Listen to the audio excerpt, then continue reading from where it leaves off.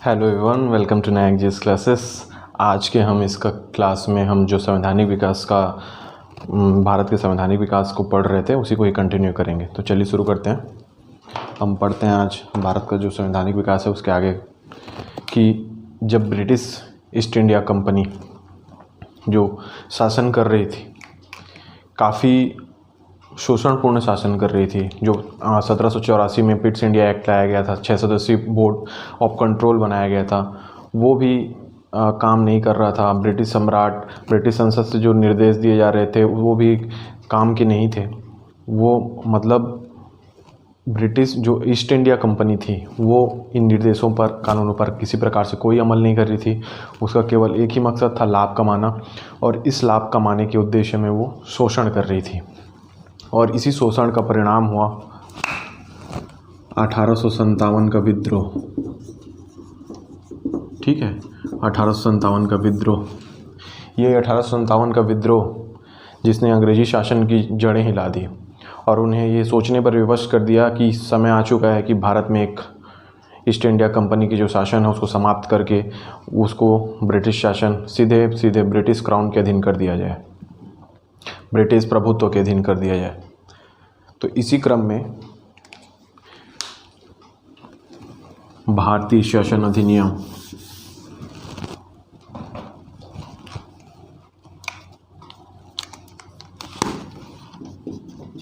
भारत शासन अधिनियम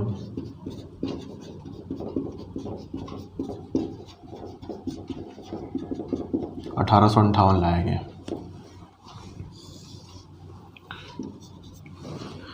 भारत में ईस्ट इंडिया कंपनी के प्रभुत्व को समाप्त कर दिया गया। भारतीय जो क्षेत्र के अधिकार उसके पास थे उसको उसके हाथों से लेकर ब्रिटिश क्राउन को सौंप दिया गया। ब्रिटिश क्राउन को सौंप दिया गया उसको। अब एक नई व्यवस्था को अस्तित्व में लाया गया। जो गवर्नर जनरल था उसको बना दिया गया वायसराय। ठीक है, और ये जो वायसराय था ये भारत सचिव या फिर भारत मंत्री,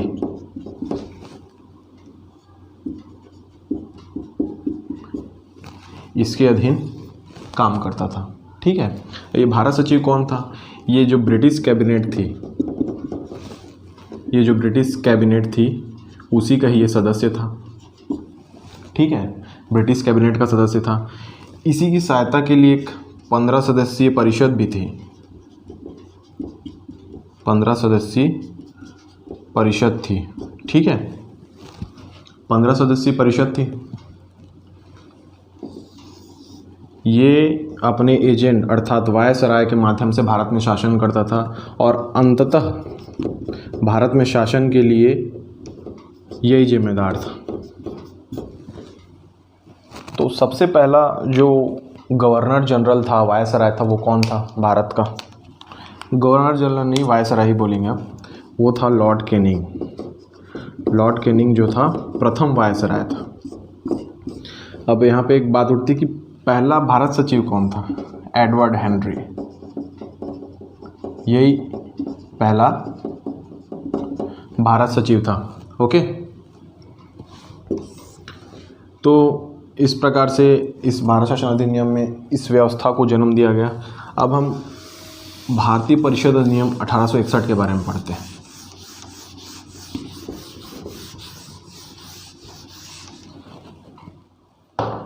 भारतीय परिषद अधिनियम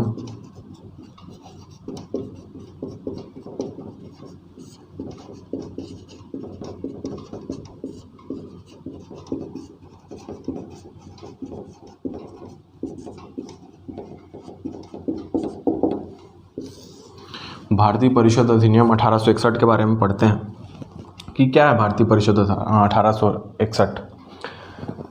अब जो वायसराय था गवर्नर जनरल, अब हम जानते हैं कि गवर्नर जनरल की जो परिषद थी उसमें पहले 4 सदस्य होते थे।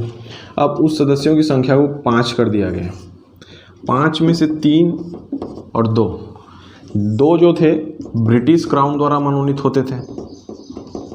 ब्रिटिश जो सम्राट थे उनके माध्यम से मनोनीत होते थे। और 3 जो थे इसको जो है भारत सचिव जो है और अपने परिषद की सहायता से जो 10 वर्ष का अनुभव रखते थे, भारत में 10 वर्ष का जो सरकारी अनुभव रखते थे, उन्हीं व्यक्तियों को चुना जाता था इन 3 लोगों में। तो 5 सदस्य हो गया, 5 3 और 2 5, ठीक है। जो गवर्नर जनरल की कार्यकारिणी परिषद थी उसमें मैक्सिमम सदस्यों को रखने को जो था वो था 12 मैक्सिमम, और जो न्यूनतम सदस्य रख सकते थे वो 6 थे। इनका जो कार्यकाल होता था वो 2 वर्ष का होता था, और इनकी नियुक्ति क्यों की जाती थी? विधि निर्माण के लिए, कानून निर्माण की सहायता के लिए इनकी नियुक्ति होती थी, ठीक है। कुछ विशेष प्रावधान थे, जैसे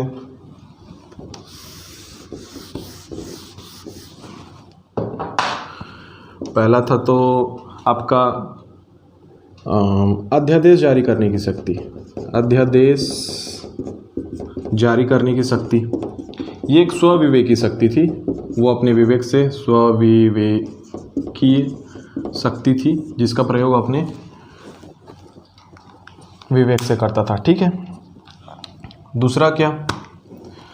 दूसरा ये कि उसको अपने किसी भी ना प्रेसिडेंसी हो गई, प्रांत हो गया,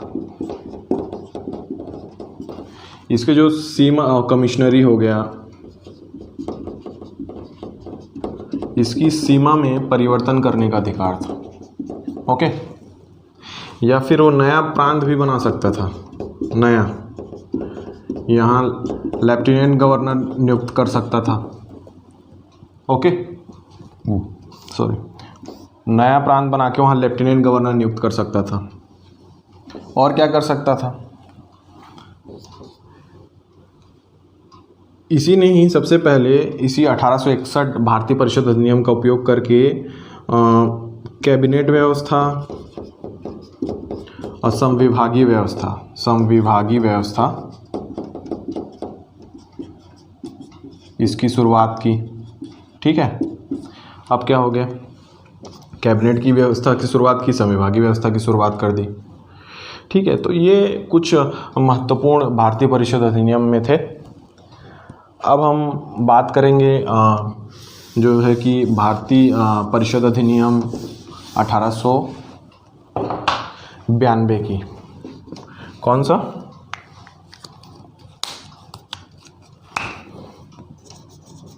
भारतीय परिषद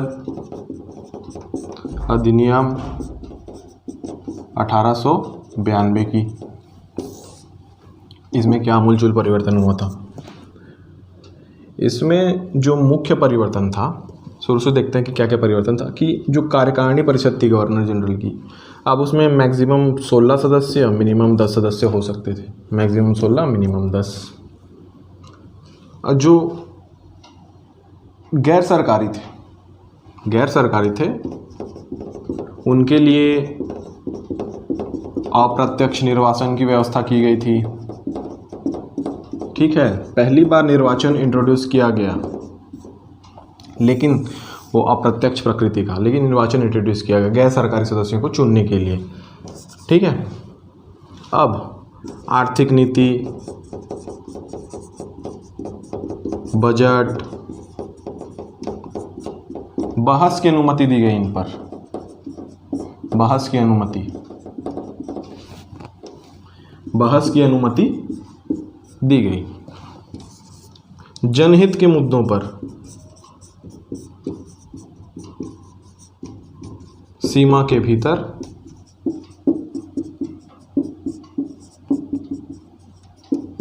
प्रश्न पूछने का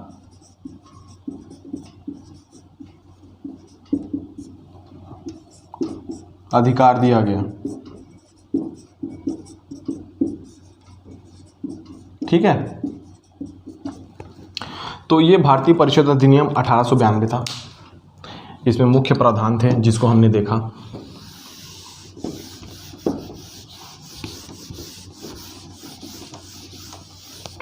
अब हम बात करेंगे 1909 के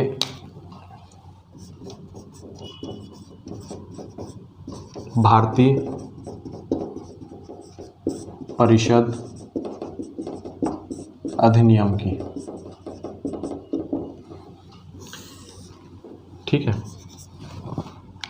क्या था देखते हैं हम। 1909 का भारतीय परिषद अधिनियम, इसको हम लोग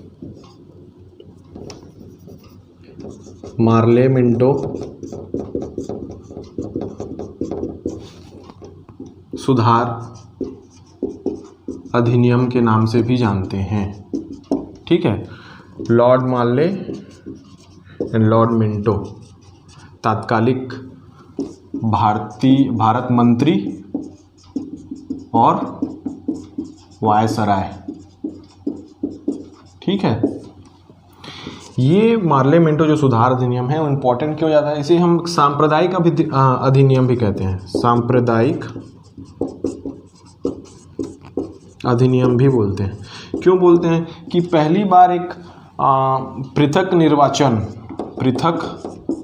निर्वाचक मंडल की स्थापना की गई। पृथक निर्वाचक मंडल की स्थापना की गई, किसके लिए? मुसलमानों के लिए। इस प्रकार से इसे सांप्रदायिक, मुसलमानों के लिए, इस प्रकार से इसको एक सांप्रदायिक रंग दिया गया।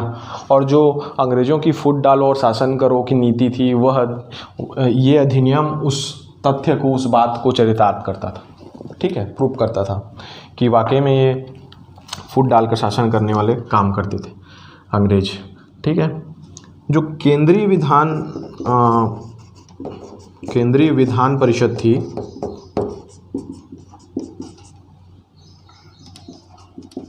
उसका नाम रख दिया गया, उसका नाम क्या रखा गया? औपनिवेशिक विधान परिषद। ठीक है, केंद्रीय विधान परिषद का नाम रख दिया गया औपनिवेशिक विधान परिषद। तो ये मुख्य बिंदु थे और आगे चर्चा करते हैं इस पर और क्या क्या बातें थी इस पे।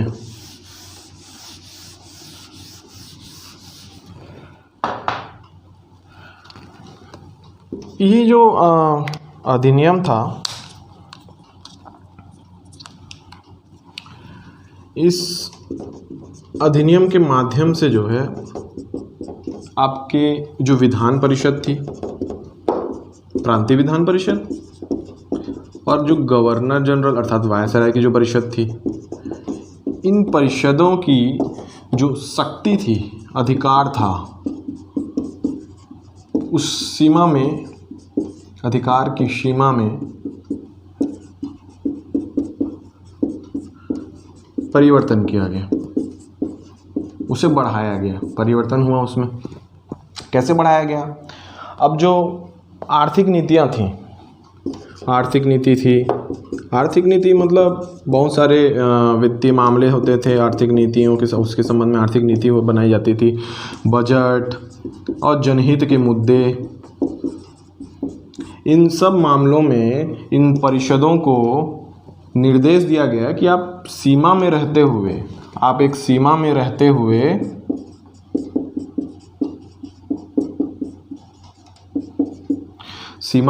हुए आप नियम कानून बनाएं। किसके लिए नियम बनाएं? किसके लिए? बहस करने के लिए, चर्चा करने के लिए। ओके, तो ये मुख्य मुद्दा इस अधिनियम में, मुख्य प्रावधान थे 1909 के भारतीय परिषद अधिनियम में। अब हम बात करेंगे 1919 के भारत शासन अधिनियम का। भारत शासन अधिनियम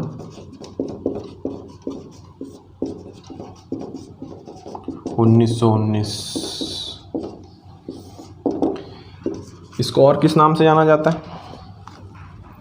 इसको अपन मॉन्टेग्यू चेम्सफोर्ड सुधार अधिनियम के नाम से भी जानते हैं। क्यों? तात्कालीन भारत मंत्री, तात्कालीन वायसराय थे मॉन्टेग्यू, लॉर्ड चेम्सफोर्ड। ओके, तो इस भारत शासन अधिनियम 19 की मुख्य बातें, मुख्य प्रावधान क्या थी? इसमें जो था कि सबसे पहले जो आपकी केंद्रीय विधायिका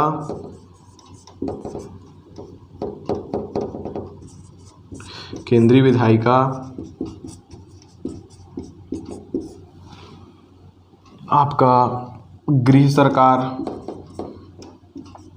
गृह मुद्दे जो होते थे, गृह सरकार, आपकी कार्यपालिका,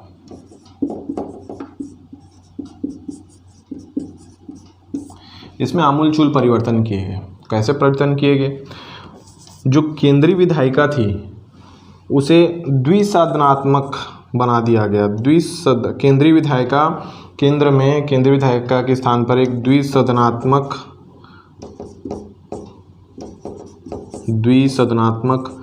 व्यवस्थापिका की व्यवस्था की गई। ठीक है, द्विसदनात्मक व्यवस्थापिका की व्यवस्था की गई केंद्रीय विधायिका के स्तर पर। कौन कौन सा था ये? उच्च सदन और केंद्रीय विधान परिषद। कौन सा था? केंद्रीय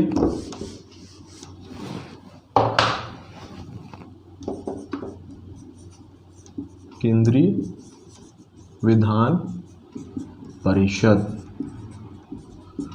ठीक है, तो ये दो ठो व्यवस्था की गई। अब प्रांतीय सरकार के स्तर पर क्या किया गया था?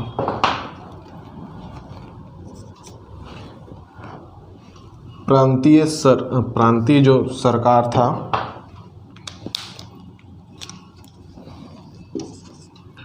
प्रांतीय सरकार के लिए, प्रांतीय सरकार के स्तर पर द्वैध शासन की व्यवस्था की गई थी। ठीक है, संपूर्ण जो मुद्दे थे प्रांत के, उसको दो भागों में बांट दिया था, हस्तांतरित और आरक्षित। और जो संपूर्ण प्रशासन का जो विषय था वो तीन भागों में बटा था।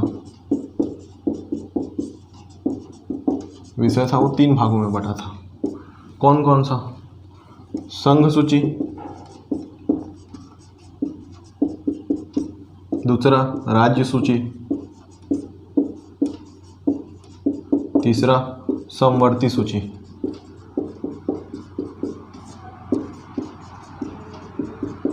ठीक है, ये तीन सूची में था। और यहाँ पे हस्तांतरित विषय थे और आरक्षित विषय थे। द्वैध शासन की जो व्यवस्था थी उसमें जो सभी विषय थे उसको दो भाग में बांटे थे, हस्तांतरित विषय और आरक्षित विषय।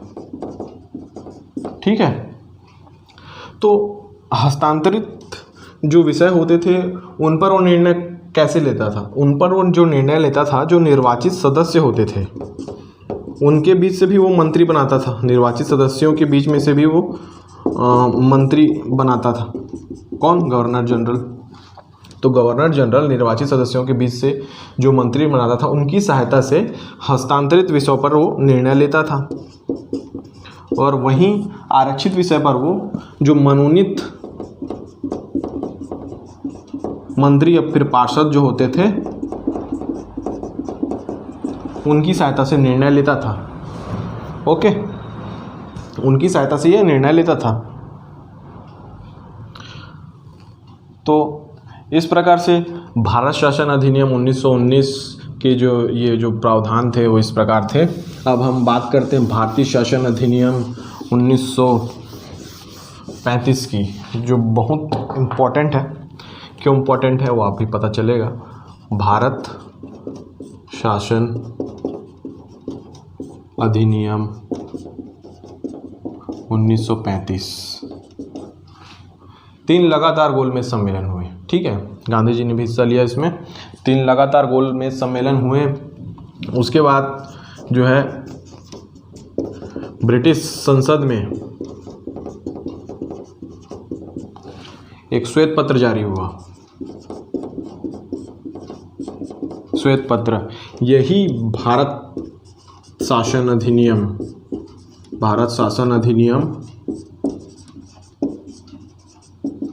1935 का आधार था। ठीक है, यही श्वेत पत्र था जो भारत शासन अधिनियम 1935 का आधार था। भारत पहले जितने अधिनियम हमने देखे उसमें जो सरकार को एक स्वरूप देने की जो एक प्रयास किया गया था वो एकात्मक था पिछले प्रावधानों में, पिछले अधिनियमों के। लेकिन जो भारत शासन अधिनियम था 1935, उसमें जो सरकार को स्वरूप देने का प्रयास किया गया था वो संघात्मक था। ये एक इम्पॉर्टेंट पॉइंट है। ठीक है, संघात्मक था। फिर हम बात करते हैं कि इसमें क्या क्या प्रावधान थे। तो वे बहुत ही विस्तृत और जटिल अधिनियमों से भरा हुआ, एक जटिल प्रावधानों से भरा हुआ एक अधिनियम था। इसमें 321 अनुच्छेद, 10 अनुसूची और 14 भाग थे। तो काफ़ी ये विस्तृत और जटिल प्रावधानों से भरा हुआ था। और वर्तमान में जो हम संविधान देखते हैं उसके बहुत सारे प्रावधान इसी भारत शासन अधिनियम 1935 से लिए गए हैं, अधिकांश। ठीक है, उनका जो स्रोत है वही भारत शासन अधिनियम 1935 है। ठीक है, एक और बात इसमें इम्पोर्टेंट है कि इसमें जहाँ एक जटिल और विस्तृत प्रावधानों से भरा हुआ अधिनियम था, वहीं इसमें ना तो किसी बात के लिए एक प्रॉमिसिंग नेचर का नहीं था, वचन किसी प्रकार नहीं था, ना तो भारत की स्वतंत्रता की बात हुई थी, ना तो भारत को एक औपनिवेशिक राष्ट्र का दर्जा देने की बात हुई थी। मतलब कुल मिलाकर के भारत के जो नागरिक थे, जो लोग थे, उनके भावनाओं का, उनके राष्ट्रीय भावनाओं का कोई ख्याल नहीं रखा गया था। इस अधिनियम में, भारत शासन अधिनियम में। इसमें भी केंद्र के स्तर पर केंद्र सरकार, विस्तृत तौर पर देखते हैं।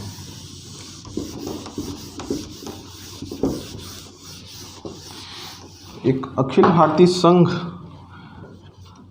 केंद्र पर केंद्र की सरकार थी, प्रांत स्तर पर प्रांतीय सरकार।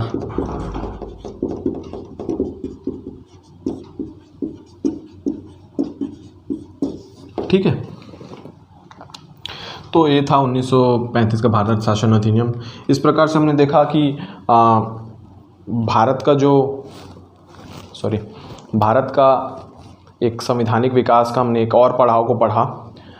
ये जो ब्रिटिश ईस्ट इंडिया कंपनी के बाद का जो दौर था, जब ब्रिटिश शासन ने अपने हाथों में लिया था भारतीय क्षेत्र के अधिकार को शासन करने के लिए, फिर जो नियम बनाए गए थे, कानून बनाए गए थे, इसका हमारे वर्तमान संविधान में जो हम देखते हैं उस पर बहुत पूर्ण रूप से तो प्रभाव नहीं पड़ता, लेकिन प्रभाव पड़ता है, इसलिए बहुत महत्वपूर्ण हो जाता है। तो आशा करता हूँ आज की क्लासेस में आपको चीज़ें समझ में आई होंगी, आपके लिए हेल्पफुल रही होंगी। Thank you.